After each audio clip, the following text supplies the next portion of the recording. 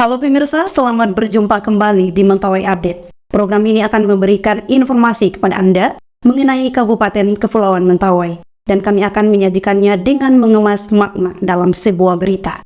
Saya Martina Daudan akan menemani Anda. Badan Pengawas Pemilu Kabupaten Kepulauan Mentawai menggelar simulasi pemungutan dan perhitungan suara pada Sabtu lalu di Hotel Geraha Kiona, Kilometer 7 Sipora Utara.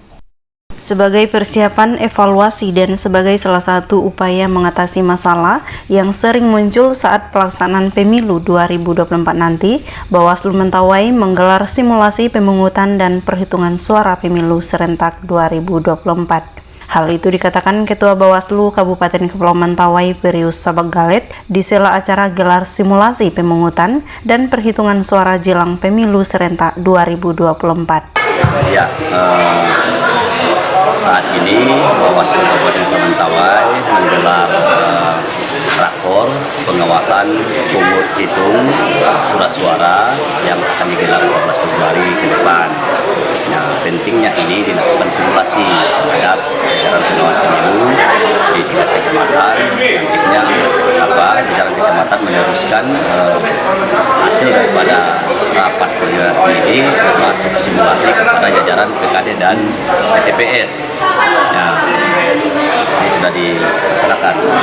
Perius menyebutkan kegiatan simulasi pemungutan dan perhitungan suara jelang pemilu serentak 2024 sangat penting bagi setiap petugas yang ada di TPS sebagai acuan bagi setiap petugas yang akan melakukan tanggung jawabnya agar pemilu 2024 dapat terselenggara dengan baik dan kondusif.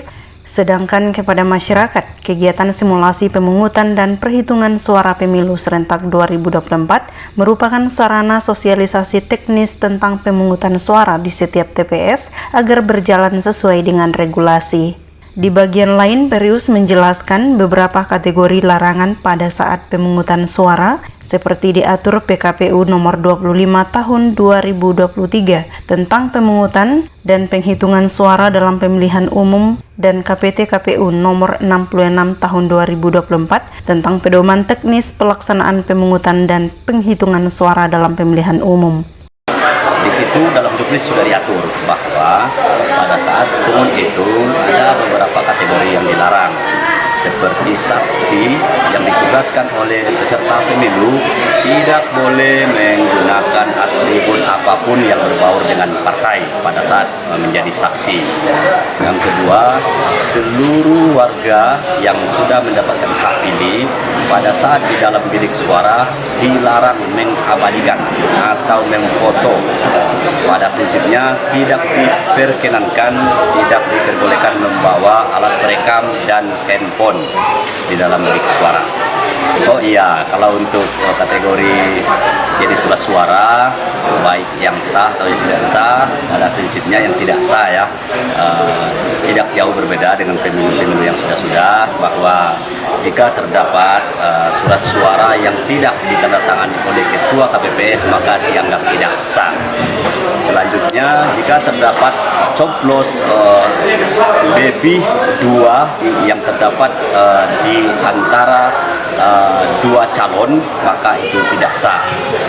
Kalau terdapat coblos di luar gambar daripada nomor urut caleg yang ada dalam surat suara, maka dinyatakan tidak sah. Tapi kalau terdapat coblos di nomor urut partai secara nasional, itu sah menjadi suaranya partai. Harapan kita, himbauan kepada seluruh jajaran pengawas pemilu, dimulai dari tingkat kecamatan, pengawas kelurahan desa hingga pengawas TPS, dapat melaksanakan tugas kewajiban wewenang sesuai dengan regulasi yang ada, tidak kong kali kong, tidak macam-macam, tetapi dapat melaksanakan tugas fungsinya sesuai dengan aturan yang telah diberikan atau sesuai wewenang oleh pengawas pemilu TPS. Kategori surat suara yang sudah dicoblos baik yang sah dan tidak sah, kata Perius, tidak jauh berbeda pada pemilu sebelumnya. Kata dia, jika terdapat surat suara yang tidak ditandatangani oleh Ketua KPPS, maka itu dianggap tidak sah. Selanjutnya, jika terdapat lebih dari 1 atau 2 yang terdapat di antara 2 calon, maka itu dikatakan tidak sah. Dan jika terdapat pencoblosan di luar gambar daripada nomor urut caleg yang ada di surat suara, maka itu juga dinyatakan tidak sah. Tetapi jika terdapat coblosan di nomor urut partai secara nasional, itu dinyatakan sah. Perius menghimbau kepada seluruh jajaran pengawas pemilu, baik kecamatan, desa, hingga pengawas TPS, dapat melaksanakan tugas, kewajiban wewenang sesuai regulasi yang ada dan tidak menyalahi aturan yang berlaku. Martina Daudau, Sasraina TV. Demikian liputan Mentawai update terkini. Saya Martina Daudau pamit. Terima kasih dan sampai jumpa.